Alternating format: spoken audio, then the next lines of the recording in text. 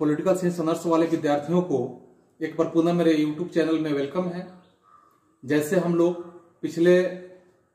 4 series में अंतर्राष्ट्रीय राजनीति, अर्थ, स्वरूप और इसके जो क्षेत्र हैं इस संदर्भ में हम अलग अलग सीरीज में इसको बांट दिए हैं ताकि वह एक बोझिल और एक लंबा नहीं हो, जिससे आपको समझने में और पूरे एक सीरीज में अगर पूरे पाठ को हम रखते हैं तो आपको देखने में, वीडियो देखने में बहुत परेशानी होती है। इसलिए मैं इसे छोटा छोटा करके, ताकि आपको किसी तरह से या बोझिल भी नहीं हो, उबाऊ भी नहीं हो और आप आसानी से इसको समझ सकें। तो आज हम 5वें सीरीज के रूप में आप लोगों के बीच में अंतर्राष्ट्रीय राजनीति से संबंधित जो इसके अर्थ और स्वरूप का और इसके क्षेत्र की बातें हैं, इस बातों पे आप लोगों के बीच में हम बातें करेंगे, जिसमें 2 बिंदुओं को हम लेके आज पेश कर रहे हैं। जिसमें सबसे पहला आपका बिंदु यहाँ पे जो दर्ज किया गया है, अंतर्राष्ट्रीय राजनीति और एक स्वायत्त विषय के रूप में इसे कैसे माना जाता है, अंतर्राष्ट्रीय राजनीति को स्वायत्त विषय के रूप में कैसे माना जाता है, इस बातों पे हम बातें करेंगे आपसे। अलग अलग बिंदुओं के माध्यम से, अलग अलग इसके जो दिशा निर्देश हैं या इसके जो भी कथन है, इस कथनों के माध्यम से हम पुष्टि करने के प्रयास करेंगे। पुनः हम दूसरी बातों को देखेंगे कि अंतर्राष्ट्रीय राजनीति का जो, अगर हम विज्ञान के क्षेत्र में समझते हैं कि अंतर्राष्ट्रीय राजनीति एक विज्ञान के रूप में कैसे है, तो इस पे भी हम इसे प्रमाणित करने का प्रयास करेंगे कि विज्ञान के रूप में कैसे है या विज्ञान के रूप में या नहीं है। तो किन बातों को हम यहाँ प्रमाणित कर रहे हैं, इसको देखने के लिए आप धैर्य बनाए रखें। और आपको एक बार हम याद दिला दें कि यदि अभी तक आप मेरे यूट्यूब चैनल को सब्सक्राइब नहीं किए हो तो आप निश्चित कर लें, ताकि हर तरह का जो वीडियो मेरा अपलोड होते रहेगा आपके पास इसका नोटिफिकेशन तुरंत मिल जाएगा। इसके लिए आप निश्चित रूप से सब्सक्राइब कर लें। और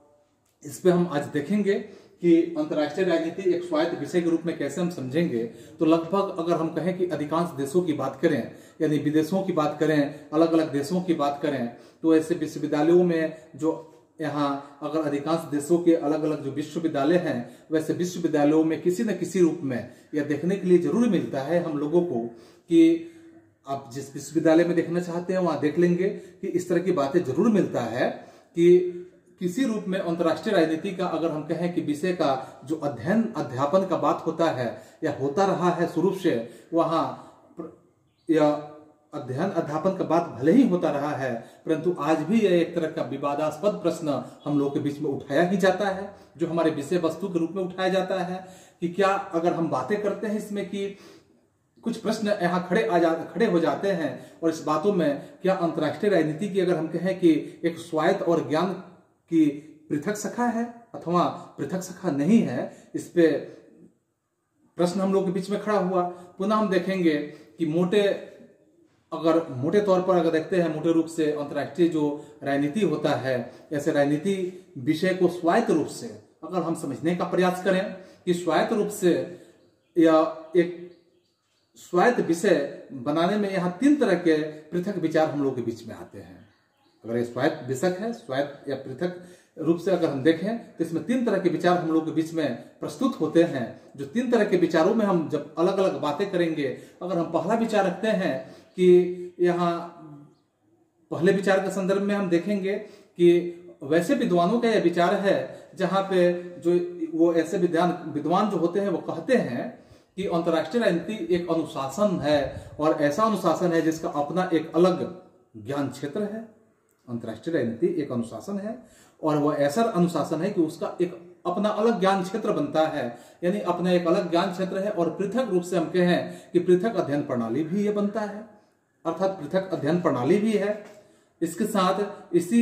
इसकी अगर हम विषय वस्तु में अनेक विषयों को देखेंगे तो कई विषयों को इसमें ली गई है और ली गई जो ज्ञान सामग्री होता है, वैसे ज्ञान सामग्री इस विषयों में मौजूद होते हैं। जैसे में अगर हम ज्ञान सामग्री की बातें करें तो इतिहास की बात करेंगे तो इसमें मौजूद होता है, फिर आप देखेंगे अर्थशास्त्र की बात तो इसमें मौजूद होता है, फिर आप देखेंगे सामाजिक मनोविज्ञान की बात तो इसमें मौजूद होता है, पुनः आप देखेंगे विधि शास्त्र के बारे में तो इसमें मौजूद होता है, पुनः आपको मिलेगा अंतर्राष्ट्रीय विधि के बारे में या अंतर्राष्ट्रीय संगठन के बारे में आदि बहुत तरह की बातें जो हम देखेंगे विश्व स्तरीय, तो ये सारी बातें इसमें मौजूद होता है। और इसमें यह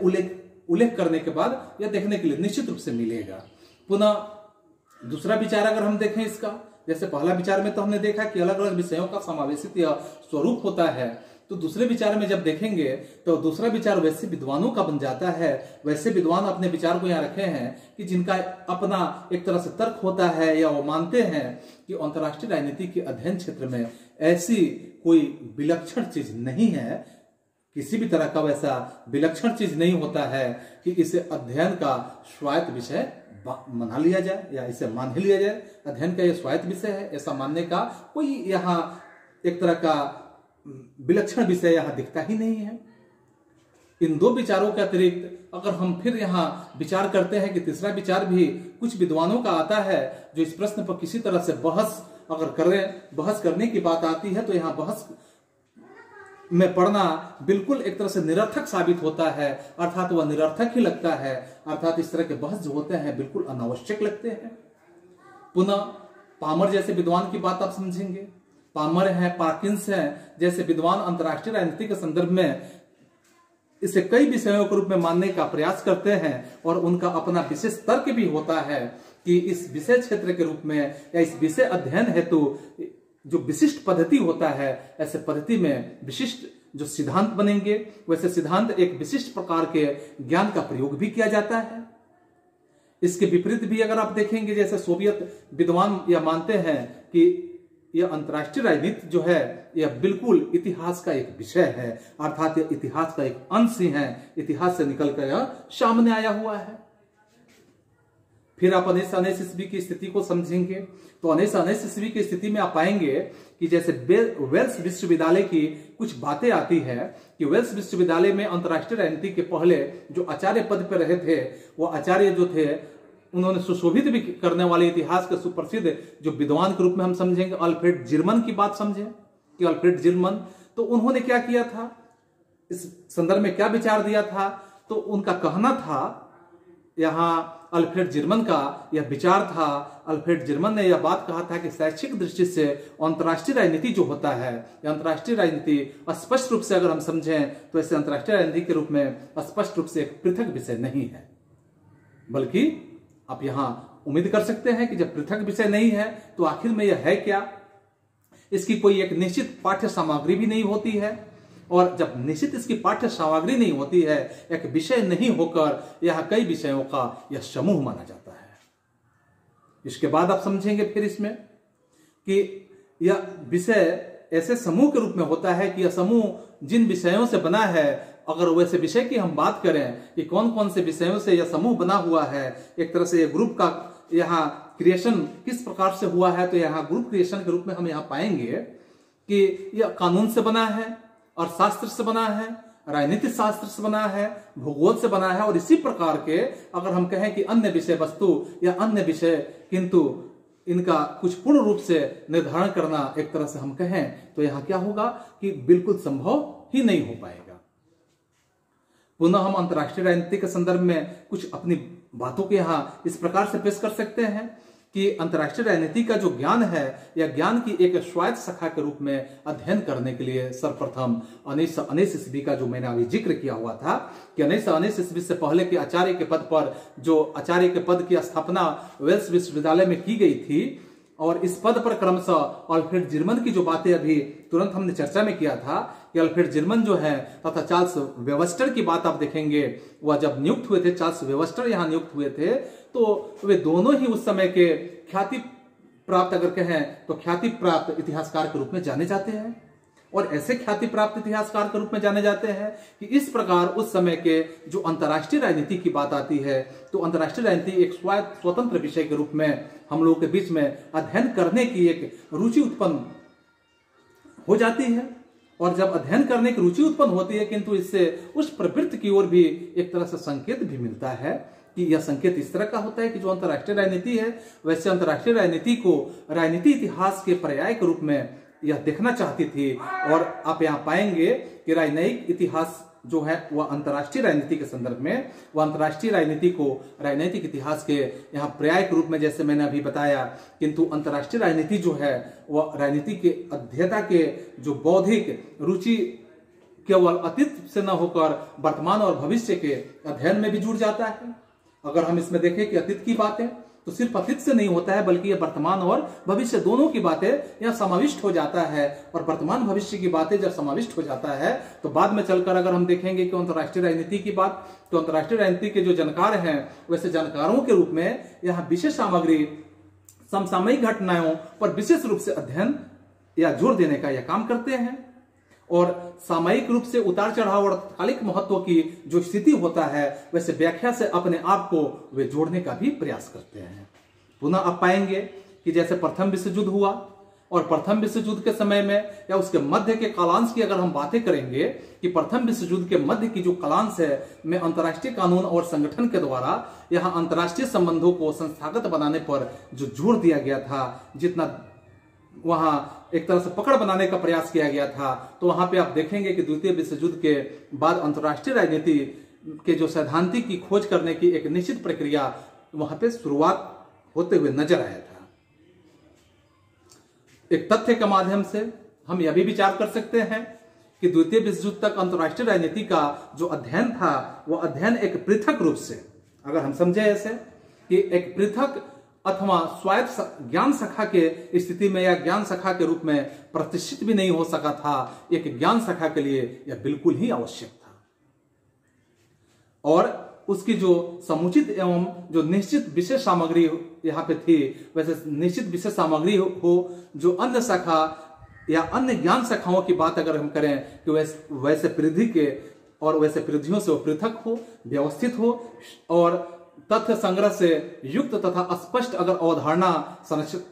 स्पष्ट रूप से अवधारणात्मक या संरचना की बात अगर करें तो वैसे हो, और स्वयं सैद्धांतिक रूप से या वैज्ञानिक सिद्धांत का जिनका व्यवहारिक महत्व हो, इस प्रकार से इसको समझने का प्रयास किया जा सकता है।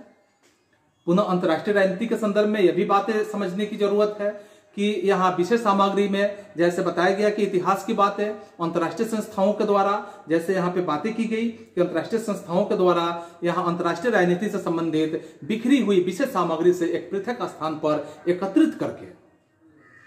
और एकीकृत कर उसे व्यवस्थित रूप से प्रस्तुत करने की बात की गई। और इसके साथ साथ जो परंपरागत अंतर्राष्ट्रीय राजनीति की हम देखेंगे, अर्थात हम ट्रेडिशनल इंटरनेशनल पॉलिटिक्स की इस प्रकार से हम यहाँ समीक्षा करेंगे, तो समीक्षा के दौरान हमें इसके बिंदुओं के रूप में हम इसे बांट सकते हैं, और उस बिंदुओं के आधार पर जब इसे हम वितरण करेंगे तो हम पाएंगे जैसे बिंदु नंबर 1 अगर देते हैं यानी पॉइंट 1 देते हैं तो 1 पॉइंट में कहेंगे कि अंतर्राष्ट्रीय राजनीति जो होता है जैसा कोई स्वायत्त विषय अगर सन 1945 तक उभरा ही नहीं था। 1945 के दशक की बात अगर हम समझें या उस समय की बात समझें तो 1945 तक अंतर्राष्ट्रीय राजनीति जैसा विषय कोई उभरा ही नहीं था और इस पटल पे आया ही नहीं था। पुनः आप दूसरे बिंदु के रूप में देखेंगे कि एक पृथक विषय के रूप में इसका अस्तित्व अभी भी संदेहास्पद के रूप में जाना जाता है, और इतना संदेहास्पद इससे माना जाता है कि चूंकि इसका ज्ञान जो होता है, यह ज्ञान जो है इसका सार विशिष्ट, संक्षिप्त और तार्किक सैद्धांतिक दृष्टि से स्पष्ट कर पाना बिल्कुल ही कठिन हो जाता है। पुनः आप तीसरे पॉइंट के रूप में आप समझेंगे इसे कि राजनीति अध्ययन जो है, राजनीति चिंतन की बातें अंतर्राष्ट्रीय विधि और संगठन अर्थात इसमें कूटनीतिक इतिहास आदि अपने प्रधान निर्णायक एक विषय बन जाते हैं। और चौथे पॉइंट के रूप में देखेंगे कि 1945 ईस्वी के पूर्व अगर हम देखें तो अंतर्राष्ट्रीय राजनीति विषय के लेखकों के जो सिद्धांत हैं, ऐसे सिद्धांत निर्माण के संबंध में अभी अरुचि पैदा, एक तरह से अरुचि वहां प्राप्त की जाती है, अर्थात इसके प्रति लोगों की किसी प्रकार की रुचि ही नहीं था। और पुनः हम यहां जब देखेंगे अगले बातों को समझेंगे कि जैसे अंतर्राष्ट्रीय राजनीति जो है कि 1945 तक अंतर्राष्ट्रीय राजनीति किसी भी यानी यही सब कारण था जिसके कारण अंतर्राष्ट्रीय राजनीति किसी भी राजनीतिक विषय यानी स्वायत्त जो यहाँ विषय का स्वरूप कहा जाए तो धारण कभी भी नहीं कर सका। किसी भी विषय में या जो भी विषय की देखें कि किसी भी विषय ने अपने स्वायत्त अस्तित्व के लिए कई तरह की जो अहर्ताएं होती है, और वैसे अहर्ताएं ये एक आवश्यक पहलू होता है, आवश्यक रूप होता है, तो वैसे रूप को होना जरूरी है। जैसे अगर हम देखें इसके रूपों में, इसके आवश्यक अहर्ताओं में देखें तो 1 नंबर पॉइंट के रूप में कह सकते हैं कि समुचित एवं निश्चित विशेष सामग्री जो है वह सामग्री का होना एकदम निश्चित होता है। दूसरी बात करें कि विशेष सामग्री का यहाँ व्यवस्थित होना भी जरूरी होता है। तीसरी बातें करें कि स्वयं के जो वैज्ञानिक ऐसे सिद्धांत होते हैं वो वैज्ञानिक सिद्धांत का होना भी जरूरी होता है। आदि आदि कई इसके और भी अर्हताएं होती हैं। इसके बाद अपनी शैशवावस्था जो इसका होता है, वैसे शैशवावस्था में अंतर्राष्ट्रीय राजनीति की विषय वस्तु एकदम निश्चित नहीं थी और आप इसकी विशेष सामग्री के रूप में इतिहास को पाएंगे, अंतर्राष्ट्रीय कानून को पाएंगे तथा अंतर्राष्ट्रीय जो संस्थाएं हैं वैसे संस्थाओं के परिधि में बिखरी हुई जो बातें होती हैं, तो ऐसे परिधि की बिखरी हुई बातें यहाँ बिखरी हुई थी। और इस बिखरे हुए व्यवस्थित जो माहौल थे, इस माहौल में मूल समस्या यह भी थी कि निश्चित एक तरह से वैज्ञानिक सिद्धांत के अभाव में इस सामग्री का एकीकरण किस भांति किया जाए, इस पे एक प्रश्न खड़ा हो जाता है। पुनः आप पाएंगे कि फिर भी हम लोग के बीच में यह मान ही लिया जाता है कि अमेरिकन लेखक के रूप में अगर हम देखें कि अमेरिकन कुछ लेखकों की बात करें तो उस अमेरिकन लेखक के माध्यम से या वैसे विचारकों के माध्यम से या वैसे विद्वानों के माध्यम से जो प्रथम विश्व युद्ध हुआ, तो उस प्रथम विश्व युद्ध के बाद से ही अंतर्राष्ट्रीय राजनीति विषय के जो अध्ययन में एक तरह से हम कहें तो वैज्ञानिक झुकाव का भी परिचय दे दिया था, अर्थात वहां वैज्ञानिक झुकाव भी सामने आने लगा था। फिर आप यहाँ पाएंगे कि अंतर्राष्ट्रीय संबंधों पर प्रमुख विद्वान अलग अलग अपने ढंग से या अलग अलग ऐसे कुछ ग्रंथों को लिखने का काम करने लगे। खासकर आप इसमें पाएंगे कि पाल जैसे महान राजनीतिज्ञ आप और भी पाएंगे, राइन्स हैं, वर्न्स हैं या जेम्स हैं, वाइस हैं, हर्बर्ट गिब्स हैं। उसके बाद आप पाएंगे रेमंड बुक है, पार्कर बुन है, शमा है, अल्फ्रेड जर्मन है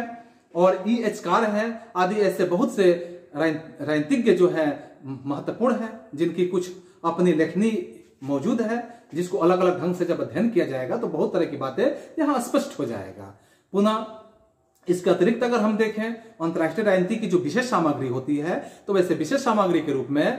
जो व्यवस्थित करने तथा अध्ययन क्षेत्र को निश्चित करने में भी प्रयत्न किए गए हैं।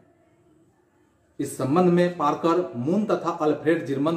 के नाम बहुत ही उल्लेखनीय माने जाते हैं, क्योंकि इनके नाम यहाँ उल्लेखित हो जाते हैं। उस युग के संभवतः ऐसे फ्रैंक रसेल ही एक ऐसे विद्वान माने जाते थे कि जिन्होंने अंतर्राष्ट्रीय संबंधों के जो सिद्धांत थे वैसे सिद्धांतों के विषय में एक अध्ययन प्रस्तुत भी किया था और ऐसा अध्ययन प्रस्तुत किया था कि इस ग्रंथ के संदर्भ में यह कहा जाता है कि अंतर्राष्ट्रीय राजनीति जो है वह राजनीति की एक स्वायत्त ज्ञान शाखा के रूप में स्थापित होने के समर्थन बिल्कुल मिला। फिर भी एक तथ्य यहाँ हम लोग के बीच में आता है कि 1945 की बात कि 1945 तक अंतर्राष्ट्रीय राजनीति विषय को वह दर्जा ही नहीं मिल पाया था, जो कि इतिहास को एक दर्जा मिला था, अर्थशास्त्र को मिला था, राजनीति शास्त्र को मिला था, आदि विषयों को मिल चुका था। तो अंतर्राष्ट्रीय राजनीति को ऐसे कोई दर्जा नहीं दिया गया था। नील और हेलमंड की बात समझें तो अभिनीत मत में अगर देखेंगे तो अंतर्राष्ट्रीय संबंधों के अध्ययन की खोज अमेरिकन मस्तिष्क की एक तरह से उपज मानी जा सकती है कि अमेरिकन मस्तिष्क की उपज है। जैसे प्रथम विश्व युद्ध हुआ तो प्रथम विश्व युद्ध होने के बाद से अमेरिकन जो बुद्धिजीवी थे, बुद्धिजीवी समाज ने दुनिया की खोज कर ली थी और द्वितीय विश्व युद्ध के बाद आप पाएंगे कि अंतर्राष्ट्रीय राजनीति को एक स्वायत्त ज्ञान शाखा के रूप में इस तरह से अपना अस्तित्व कायम करने में काफी सुविधा भी प्रदान की गई। युद्ध के बाद आप यह भी देखेंगे कि दशक में अनेक पुस्तकों का रचना हुआ, शोध हुए, शोध के साथ यहाँ लेख प्रकाशित किए गए। इन पुस्तकों और लेखों में अंतर्राष्ट्रीय जो सुविधाएं थी, अंतर्राष्ट्रीय अगर हम देखें तो विविध पक्षों पर कुछ सैद्धांतिक निबंध तथा अगर हम निबंधों के साथ साथ विश्लेषणात्मक अध्ययन करें तो वैसे अध्ययनों का समावेश हुआ और ऐसे समावेश के साथ अंतर्राष्ट्रीय राजनीति के अध्ययन में यह बात जो है एक तरह से संक्रमण अवस्था थी, जिसकी विशेष सामग्री तथा अध्ययन पद्धति की बातें हम समझेंगे कि वैसे अध्ययन पद्धति के विषय में विद्वानों ने विभिन्न दृष्टिकोण अपनाने का काम किए और अभी तक ये प्रयास संख्यात्मक अधिक थे। अगर हम समझें तो संख्यात्मक या विद्वानों का अधिक संख्या रहा, जो विद्वान में उत्सुकता का एक तरह से परिणाम भी था। वास्तविक रूप से हम समझें इसे तो वास्तविक रूप से इस समय अंतर्राष्ट्रीय राजनीति का अध्ययन, जैसा कि स्टैनले हाफमैन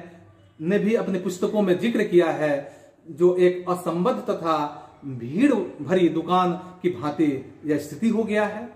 एक पृथक ज्ञान शाखा के रूप में भी अगर हम समझने का बात करते हैं तो अंतर्राष्ट्रीय राजनीति जो होता है अध्ययन की लगभग एक दयनीय दशा बन जाती है। पुनः हम द्वितीय विश्व युद्ध के बाद और भी कुछ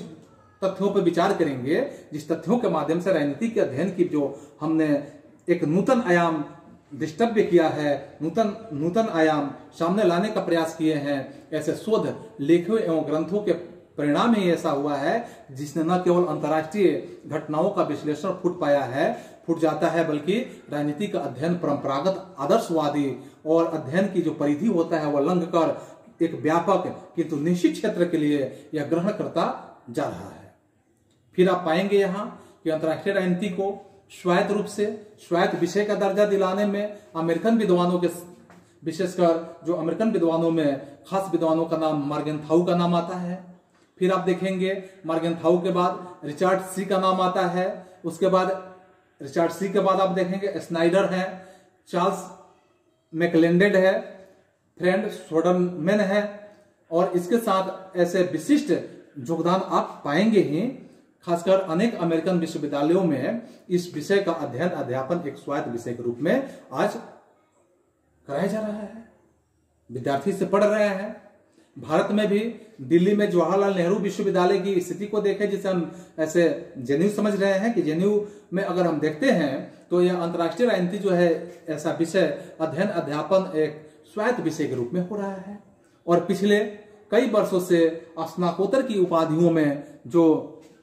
पोस्ट ग्रेजुएट की बात समझते हैं कि ऐसे उपाधियों में इसी प्रकार प्रदान की जाती है, जिस प्रकार इतिहास के संदर्भ में, लोक प्रशासन के संबंध में और राजनीतिक विज्ञान विषयों की उपाधियां दी जाती है, उसी तरह से अंतर्राष्ट्रीय राजनीति में भी उपाधियां दी जाती है। अगर हम संक्षिप्त रूप से इस बातों को रखने का प्रयास करें तो अंतर्राष्ट्रीय राजनीति को हम कह सकते हैं कि अंतर्राष्ट्रीय राजनीति इस समय पूरी तरह से विकसित अनुशासित नहीं है, पर इसमें स्वायत्त अनुशासन, अगर हम कहें स्वायत्त अनुशासन बनने में जो संभावनाएं हैं वह बिल्कुल ही मौजूद है। यह स्वायत्त अनुशासित बन सकता है, क्योंकि स्वायत्त विषय का यह स्वायत्त विषय के रूप में तब तक बन जाएगा जब राज्यों के व्यवहार के बारे में कई ऐसे सिद्धांत बनाने का, वैसे अगर हम कहें जैसे प्रयास किया जा रहा है वैसे प्रयास किया जाएगा जैसे अन्य सामाजिक विज्ञान में अन्य प्रकार के जो सामाजिक घटनाओं की व्याख्या करने के लिए सिद्धांत बनाए जाते हैं। सिद्धांत निर्माण के ये प्रयत्न जो है अंतर्राष्ट्रीय स्तर पर, अंतर्राष्ट्रीय राजनीति में बड़े पैमाने पर ही किए जा रहे हैं। खासकर इसी कारण हम आशा भी रखते हैं कि अंतर्राष्ट्रीय राजनीति एक स्वायत्त ज्ञान क्षेत्र के रूप में विकसित भी हो सकेगा। अंतर्राष्ट्रीय राजनीति का स्वायत्त विषय का अगर हम दर्जा के रूप में समझें, कि इसे दर्जा दिलाने की शर्त यह होता है कि अंतर्राष्ट्रीय संबंधों में एक सामान्य या व्यापक सिद्धांत की अगर हम बात समझें तो सामान्य और व्यापक सिद्धांत का प्रश्न यहाँ पे एक प्रक्रम के रूप में चलते आ रहा है, क्योंकि यद्यपि अब तक हमारे पास अंतर्राष्ट्रीय राजनीति के संदर्भ में जो अंतर्राष्ट्रीय राजनीति का कोई भी अगर बात हम समझें तो वहां पे इसके सामान्य सिद्धांत नहीं हो पाते हैं, सामान्य सिद्धांत ही नहीं है। फिर भी अंतर्राष्ट्रीय राजनीति के अपने आंशिक सिद्धांत बहुत ही हद तक मौजूद है। फिर आप यहां पा सकते हैं कि या हम उम्मीद भी कर सकते हैं कि हम शीघ्र ही एक सामान्य सिद्धांत की विकास का यहाँ पे कामना कर सकते हैं। जब तक सामान्य सिद्धांत का यहाँ विकास नहीं हो पाएगा या जब तक सामान्य सिद्धांत का विकास नहीं हो जाता है, तब तक वर्तमान स्थिति में इसे अगर अर्ध स्वायत्त विषय कहा जाए तो वह काफी ही उचित होगा, क्योंकि अंतर्राष्ट्रीय राजनीति एक अर्ध स्वायत्त विषय के रूप में भी माना जाएगा, क्योंकि जब तक ये अपने शर्तों को पूरा नहीं करता है। फिर हम यहाँ देखते हैं अंतर्राष्ट्रीय राजनीति का विज्ञान, अगर हम राजनीति के विज्ञान के रूप में बातें करेंगे तो अभी तक हमारे मन में बहुत सारे प्रश्न आए कि अंतर्राष्ट्रीय जो गतिविधियां हैं वैसे गतिविधियों के रूप में, अध्ययन के रूप में जो वैज्ञानिक है, किंतु इस धारणा के संबंध में अगर हम समझते हैं कि इस धारणा के संबंध में अनेक शंकाएं हम लोगों के मन में उठते हैं, और ये शंकाएं हैं जैसे हम कहेंगे कि आवश्यक है कि इस विषय में विस्तार से हम चर्चा करेंगे तो ये शंकाएं भी दूर हो सकते हैं। जैसे नार्थरोप की स्थिति को देखें, नार्थरोप अंतर्राष्ट्रीय राजनीति को विज्ञान मान रहे हैं। नार्थरोप जो है अंतर्राष्ट्रीय राजनीति को क्या मान रहे हैं, तो विज्ञान मान रहे हैं। जबकि केनेथ थॉम्सन जो है या और स्टैनली की बात समझें, केनेथ थॉम्सन और स्टैनली की बात को जब समझते हैं तो या हाफमैन को समझें तो इसे विज्ञान की श्रेणी में नहीं रखते हैं। कैनन भी कह रहे हैं कि अंतर्राष्ट्रीय राजनीति कोई विज्ञान नहीं है और इसलिए इसे विज्ञानेतर जो विषय होते हैं वैसे विषयों के या मानविकी के संदर्भ में ही रखा जाना चाहिए। किस यहाँ क्विंसी राइट के अनुसार भी कुछ बातें की जाती है। क्विंसी राइट भी बता रहे हैं कि जो अभिमत रूप से अगर हम समझे कि इसके निकट भविष्य में अंतर्राष्ट्रीय राजनीति विषय जो है, अंतर्राष्ट्रीय राजनीति विषय विज्ञान बनने की एक तरह से क्षमता रखता है और अंतर्राष्ट्रीय राजनीति विज्ञान बनने की जब क्षमता रखता है तो इस क्षमता में हम देखेंगे वैज्ञानिक स्वरूप के बारे में इससे अगर हम विवादास्पद मसले को के निपटने के विज्ञान का एक अर्थ पहले अगर हम समझें कि कोई विद्वान इसे विज्ञान माने, कोई विद्वान इसे विज्ञान नहीं माने, तो ऐसे विवाद जब हम लोग के बीच में उपस्थित हो जाता है तो ऐसे विवाद से संबंधित जो भी बातें हैं पहले उससे निपटना जरूरी होता है। तो यहाँ हम विवादास्पद जो बातें हैं उस बातों से निपटने का प्रयास करेंगे, क्योंकि विज्ञान के बारे में हम जानेंगे कि विज्ञान वास्तविक होता क्या है। तो जैसे आप जानते हैं कि विज्ञान वह शाखा होता है जो तथ्यों को व्यवस्थित रूप से यहाँ पे क्या करता है कि संयोजने का काम करता है। विज्ञान वह शाखा होता है जो किसी भी तत्व को, किसी भी तथ्य को वह व्यवस्थित रूप से सजाने का काम करता है और सामान्य नियमों को खोज निकालने का वह प्रयास भी करता है। सर्वप्रथम यह तथ्य जो है, यह तथ्य को एकत्रित करने का काम भी करता है और कुछ पारस्परिक जो कार्य होते हैं ऐसे कार्य के या कार्यकरण के रूप में अगर हम देखें तो ऐसे संबंध प्रदर्शित करते हुए कुछ मान्य निष्कर्ष तक हम पहुंचे तो यहां पहुंचने का यह प्रयत्न भी विज्ञान करता है। विज्ञान के सब शर्त होते हैं। इसके बाद आप देखेंगे कि हांसले ने भी विज्ञान एक ऐसे सभ्य ज्ञान के रूप में माना है कि वे बता रहे हैं कि जो युक्ति और साक्ष्य पर बिल्कुल आधारित होता है, जिसमें युक्ति होता है और साक्ष्य होता है, इसी आधार पर वह आधारित भी होता है। सैपर्ड ने भी कुछ अपने बातों को रखा है और अपने बातों के अनुसार वो बता रहे हैं कि इसके जो प्रमुख यहाँ लक्षण है वह लक्षण इस प्रकार से होने चाहिए। विज्ञान हम उसी को कह सकते हैं जिसके अंदर इतने लक्षण हो, यानी लक्षण के रूप में हम अलग अलग पॉइंट में इसको रख सकते हैं। अर्थात एक में अगर हम रखते हैं पॉइंट नंबर 1 में कि एक संक्षिप्त, संगत और संबद्ध ज्ञान की संभावना इसमें हो। दूसरा पॉइंट में रख सकते हैं कि तथ्यों को क्रमबद्ध करना और उसमें जो तथ्य होते हैं तथ्यों को क्रमबद्ध करना और उसमें कार्यकरण स्थापित करने के लिए जो उसके उपरांत जो समन्वयीकरण होता है वैसे समन्वयीकरण की कर सकने के लिए पूर्व कथन करने की क्षमता उसमें लाना यह विज्ञान का दायित्व बनता है। तीसरा यहाँ उनका शर्त होता है कि प्राप्त जो संबंधानुमान होते हैं, जो भी संबंध से अनुमानित होता है और निष्कर्ष होता है, ऐसे निष्कर्षों की जांच और इसकी संभावना इसमें केवल जो फ्राइडरिच के रूप में हम कहें कि फ्राइडरिच ने दे दी और नई बातें जोड़ने का जो सुझाव दिया अध्ययन विधि के संदर्भ में जो व्यापक सहमति हुई। और चौथे यहाँ बिंदुओं के रूप में हम समझ सकते हैं कि इसके अध्ययन में लगे हुए जो व्यक्ति होते हैं वैसे व्यक्तियों का समुचित प्रशिक्षण देना। किंतु अगर हम पेसलिंगर की बात समझें तो पेसलिंगर के अनुसार विज्ञान केवल युक्ति और तर्क पर आधारित होता है, प्रयोग और पूर्व कथन उसके लिए आवश्यक नहीं होता है। लेकिन हाँ, यह बात तो अवश्य हो जाता है कि उसके अध्ययन को सम्यक प्रणालियां होती है यह आवश्यक होनी चाहिए भी। इस तरह से एक विज्ञान किसी विषय से संबंधित उस ज्ञान राशि को ही कहते हैं जो विधिवत पर्यवेक्षण, अनुभव और अध्यापन के संदर्भ में या उसके आधार पर व्याप्त की गई हो और जिसके तथ्य परस्पर संबद्ध हो, क्रमबद्ध हो और वर्गीकृत किए गए हों। अर्थात विज्ञान में जो कार्यकरण का संबंध होता है वैसे कार्यकरण के संबंध के रूप में जो भविष्यवाणी हो, भविष्यवाणी करने की सामर्थ्य हो। इसके बाद तथ्यों के बारे में सर्वमान्य होनी भी चाहिए। इस अर्थ में प्राकृतिक विज्ञान ही विज्ञान की श्रेणी में आ जाते हैं। और अंतर्राष्ट्रीय जो राजनीति होते हैं तो अंतर्राष्ट्रीय राजनीति तो क्या, अगर समाज विज्ञान की कोई भी विषय हम इसमें देखते हैं तो इस अर्थ में विज्ञान की श्रेणी में नहीं रखा जा सकता है। तो इस तरह से विज्ञान के परिभाषा के संदर्भ में कई विद्वानों ने अपने अपने मतों को यहाँ पे उजागर करने का भी प्रयास किया। और इसके संदर्भ में हम पाएंगे कि जो विद्वान अंतर्राष्ट्रीय राजनीति को विज्ञान मानने में संकोच करते हैं उनके भी कुछ तर्क हो सकते हैं कि विज्ञान कैसे नहीं है। जैसे आप देखेंगे कि तर्क नंबर 1 में अगर कहा जाए कि अंतर्राष्ट्रीय राजनीति के जो लेखक हैं वैसे लेखक इसकी अध्ययन विधि के संबंध में एक मत नहीं है। दूसरा तर्क है कि इसके सिद्धांत और निष्कर्ष जो है सर्वमान्य भी नहीं है। तीसरा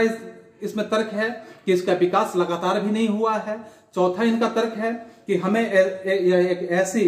सामग्री प्रदान नहीं करता है जिसके आधार पर हम यथासंभव या पूर्व कथन की बातें कर सकें। पांचवी बातें इनकी है कि अंतर्राष्ट्रीय मामले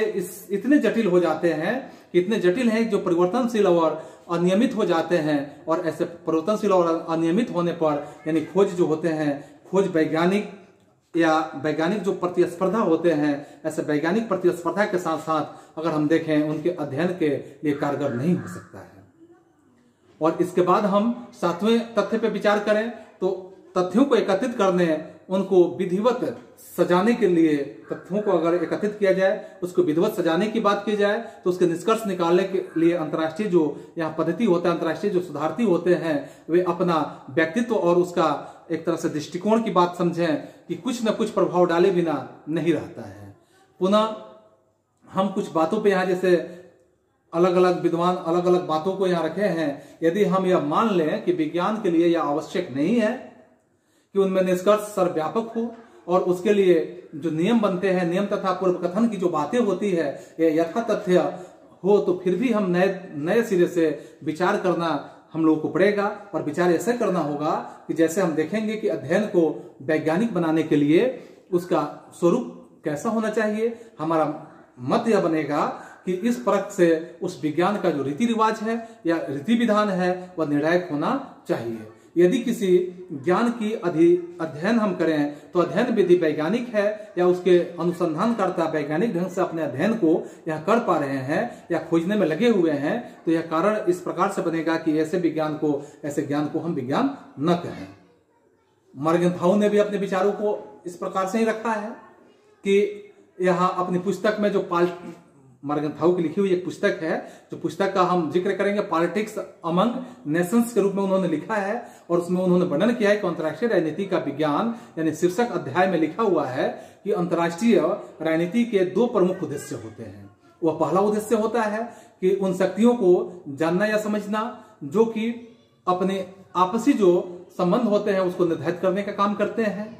दूसरा उन्होंने बात कहा है कि उन तरीकों को समझना जिसके द्वारा शक्तियां एक दूसरे पर तथा अंतर्राष्ट्रीय राजनीतिक संबंधों व संस्थाओं पर प्रभाव डालने का काम करती है। पुनः डॉक्टर ग्रेगन कर्क के अनुसार भी कुछ बातें हैं, और इस प्रकार से कई तरह के इतिहासकार ने भी अपने अपने विचारों को यहाँ रखने का भरसक प्रयास भी किए हैं। और आप देखेंगे मॉर्गनथाउ ने भी यहाँ कहा है कि जैसे गर्गन कर्क के बातें जो मैंने बताया, तो उनके कथनों के से बिल्कुल यह स्पष्ट हो जाता है कि अंतर्राष्ट्रीय राजनीति जो है, अंतर्राष्ट्रीय राजनीति को विज्ञान बनाने के प्रयत्न चल रहे हैं। और जब विज्ञान बनाने के प्रयत्न यहाँ चल रहे हैं तो द्वितीय विश्व युद्ध के बाद अंतर्राष्ट्रीय राजनीति के जो लेखक हुए, वैसे लेखकों का उद्देश्य उन आधारभूत शक्तियों के संदर्भ में और घटनाओं का अध्ययन करना पड़ा था। और जो किसी राज्य की जो विदेश नीति की बात समझें, कि किसी भी राज्य की जो विदेश नीति है, विदेश नीति या नीति निर्माण प्रक्रिया को प्रभावित करते हैं, और खासकर आगे चलकर अंतर्राष्ट्रीय राजनीति जो है इसके सिद्धांत निर्माण और मॉडल निर्माण की एक तरह से भूमिका यहाँ प्रवृत्त हुई है या भूमिका उभरी है। पुनः हम अंतर्राष्ट्रीय राजनीति की वैज्ञानिकता के समर्थन में अगर हम कहें कि वैज्ञानिकता के रूप में इसे हम मान लें कि विज्ञान है, तो समर्थन में यहाँ कई विद्वानों ने अपने अपने मत को दिए हैं, और मत के अनुसार यहाँ कुछ तथ्यों को दिया गया है। इस तथ्य के आधार पर हम कह सकते हैं कि अंतर्राष्ट्रीय राजनीति जो है एक तरह से विज्ञान भी है। तो विज्ञान कैसे है, तो अगर हम पॉइंट नंबर 1 में देखते हैं कि अंतर्राष्ट्रीय राजनीति में जो परीक्षण होता है, इस परीक्षण और पर्यवेक्षण की पद्धति को देखेंगे तो वहां पद्धति के तथ्यों से पता लगाया जा सकता है, यह हम लोगों को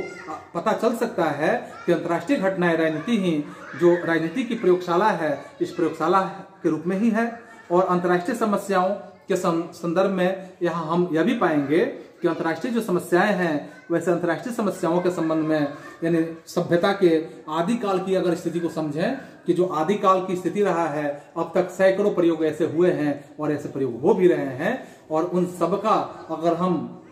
निरीक्षण करें तो निरीक्षण करने के बाद हमें यह निश्चित रूप से ज्ञात होगा कि अंतर्राष्ट्रीय राजनीति की दिशा के संबंध में कतिपय सामान्य सिद्धांत निकालने का प्रयास किया जा सकता है। पुनः हम दूसरे बिंदुओं पर विचार करें, दूसरे पॉइंट को देखें, तो इसमें हम निश्चित रूप से पाएंगे कि यदि सूक्ष्म दृष्टि से देखा जाए, यानी बहुत ही सूक्ष्म नजर से इस पर प्रकाश डाला जाए, तो हम यहाँ देखेंगे अंतर्राष्ट्रीय राजनीति में नित्य नए नए प्रयोग हो रहे हैं। प्रत्येक दिन आप देखेंगे कि कुछ नए नए प्रयोग यहाँ देखे जा रहे हैं। संयुक्त राष्ट्र संघ की बात समझिए, राष्ट्र संघ की बात स्थिति को समझिए। जैसी संस्थाएं हैं एक प्रकार से प्रयोग ही कहे जा सकते हैं कि एक तरह का प्रयोग ही है, और ऐसे प्रयोग हैं कि गुट निरपेक्षता, सैनिक संधियां अथवा सार्क का निर्माण भी यहाँ प्रयोग ही है। इसके बाद इस प्रयोग के आधार पर जो अंतर्राष्ट्रीय राजनीति है वो अंतर्राष्ट्रीय राजनीति के बारे में निष्कर्ष निकाले जा सकते हैं। पुनः आप तीसरे पॉइंट के रूप में समझेंगे कि अंतर्राष्ट्रीय राजनीति में भी जो सीमित अर्थों में भविष्यवाणी की जा सकती है, और सीमित अर्थों में भविष्यवाणी की बात आती है यदि अमेरिका वियतनाम में सैनिक हस्तक्षेप करता है, अमेरिका जाकर वियतनाम का सैनिक हस्तक्षेप करने का काम करता है, अथवा सोवियत सेनाएं जो है अफगानिस्तान में सक्रिय हस्तक्षेप करती है, अथवा हिंद महासागर की आप स्थिति को समझें कि हिंद महासागर में महाशक्तियां अपने अपने जो युद्धपोत हैं वो रखना शुरू कर देते हैं, तो अंतर्राष्ट्रीय राजनीति का विद्यार्थी सहज में ही यह संभावनाएं व्यक्त कर सकता है, सहज में ही यह समझ सकता है। इसमें समझने में देर नहीं लगेगी कि यह जो स्थिति है वह यहाँ फाइबर ने भी इस बात को यहाँ कहा है कि भविष्य में जो संभावनाएं हो रही है, और ऐसे संभावनाओं के रूप में हम यहाँ देखेंगे कि जो संभावनाएं हैं ऐसे विषय में अवश्य ही भविष्यवाणी हम कर सकते हैं, भले ही हम उसे अगर पूर्ण निश्चय रूप से हम कहें या निश्चय के साथ हम नहीं कह सकें कि यह हो ही जाएगा, लेकिन भविष्यवाणी तो किया जा सकता है कि यहाँ कुछ होने की संभावनाएं बन रही है। इसके साथ हम ये समझ सकते हैं कि जो ऋतुशास्त्र, भूगर्भ शास्त्र आदि अनेक विषय यहाँ विज्ञान कहलाते हैं, तो उस तरह से जबकि उसके द्वारा की गई जो भविष्यवाणी होती है वो भविष्यवाणी अनेक बार ठीक भी नहीं होता है। तो हम लोगों का जो संभावनाओं को देख के भविष्यवाणी करने की बात आ रही है, ये जरूरी नहीं कि हर बात सही हो, क्योंकि वह विज्ञान जब हो सकता है तो फिर राजनीतिक विज्ञान भी, यानी राजनीतिक विज्ञान जो है अंतर्राष्ट्रीय राजनीति, यह भी एक विज्ञान ही होगा। अगले इसके पक्ष में हम तर्क देंगे कि अंतर्राष्ट्रीय राजनीति ज्ञान की एक पृथक शाखा के रूप में मानी जाती है। इसकी सभी बातों का क्रमबद्ध रूप से अध्ययन किया जा सकता है। इसके बाद आप देखेंगे कि अंतर्राष्ट्रीय राजनीति को एक स्वतंत्र सामाजिक शास्त्र के रूप में या प्रतिष्ठित करने का भरसक प्रयास भी किया गया है, और समाज शास्त्र के रूप में प्रतिष्ठित सैद्धांतिक आधारों को निश्चित करने की दिशा में विशेष यहाँ प्रयत्न किए जा रहे हैं।